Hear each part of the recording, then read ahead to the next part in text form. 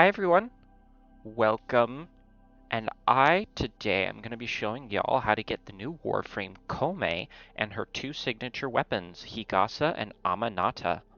So, Koumei in the Five Fates update centers around Cetus, so we'll head to Earth and start over here on Cetus.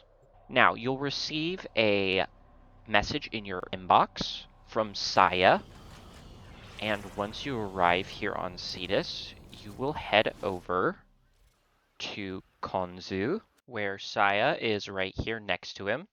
And then there will be an extra menu option. You'll just click and you'll have a conversation with her. She'll tell you about what's going on. She's having visions.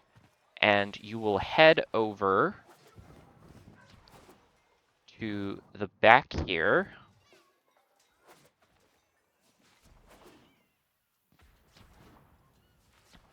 And there will be a shrine to Koumei.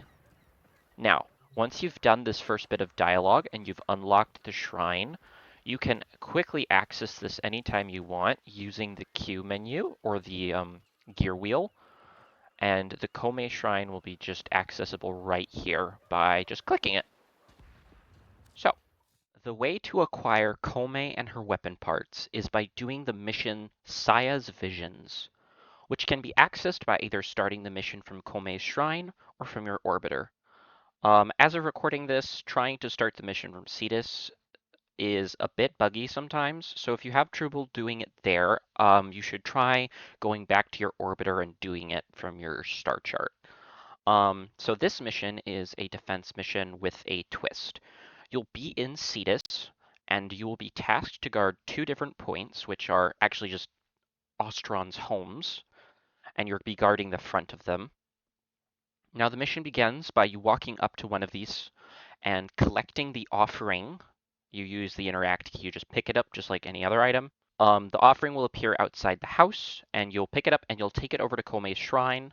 Koumei's shrine will appear in the same place it does in the hub Cetus. Each objective will have a timer counting down till the next offering will appear once you start the mission. You can tell when an offering is ready by the point glowing golden. It'll do this at the beginning of the mission, so you'll know what it looks like. I'll also have some gameplay up. When you deliver it, Koumei will roll her dice, and she will grant a random boost to your team. You need to deliver 5 of these offerings to progress to the next phase of the mission. Infested will come from the sea and attempt to occupy the 2 points. If they are successful in reaching one of the points, the objective will glow red and the countdown till the next offering appears will stop. So you need to clear out the infested if they reach the area. So I recommend using AoE frames like Hydroid, Caliban. The new Caliban rework is really good for this. And Mirage with her 4 I've seen do really good work. Once you have been successful in delivering 5 offerings and defending the points, a new objective will start, which is to exterminate 120 enemies. It's 120 for both standard version and the SP variant of the mission. Note that the offerings will continue to appear if you keep the objectives clear during this extermination phase. However, I don't recommend delivering these offerings yet. I'll explain in a moment. Once you've killed enough enemies, the boss, the infested Oni, will spawn. It has a lot of health, especially in Steel Path, and it has ability and status resistance, so make sure you bring a good raw damage weapon. Usually you can only armor strip it to like 80 to 90%, but you can fully armor strip it. But I think you can only achieve that last bit of armor by using something like Shattering Impact Melee mod. Abilities and Corrosive can only go so far. Either way, once you get the boss down to half health, it will become invulnerable entirely. This is where those offerings you held off on collecting during the extermination phase come in. So to break the Oni's invulnerability, you're going to need to deliver 2 more offerings to Koumei's shrine. This can be done by just waiting for the offerings to appear and defending the point, or if you've saved up the offerings from the previous phase, you should have up to 2 offerings ready to just deliver immediately to the shrine. which means you can just go straight back to DPSing the Oni again.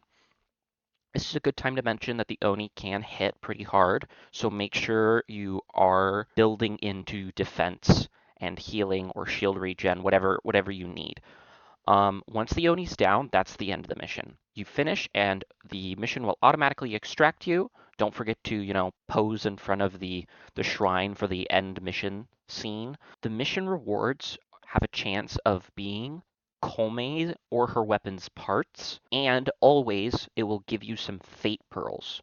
So, if you are unlucky and unable to get the Koumei or weapon parts to drop, you can take these fate pearls and spend them at the shrine to purchase the parts directly. You should expect to have to buy some of the parts for pearls because the drop rate is kind of low. So here's how many pearls you can expect to need if you were to, let's say, buy everything with just pearls. Koumei herself, for each of her parts altogether, is about 330 pearls. All of these items do require pearls to craft. So for Koumei, you're going to need another 102 Fate Pearls to finish crafting her, which comes to a total of 432 Fate Pearls to acquire Koumei from the shop and build her. Higasa requires 270 pearls to get it parts from the shop, 47 to craft it, and if you want the augment, another 150 to get it from the shop, which will total at 467 pearls. Amanata, to get it from the shop, is 225, to craft is 33, and its augment is also 150, so that totals to 408 fate pearls. Now, there's also the decoration at the very bottom of the shop. If we add that 200, that will be a grand total if you were to buy all of the parts, craft, and get the augments for all of the items.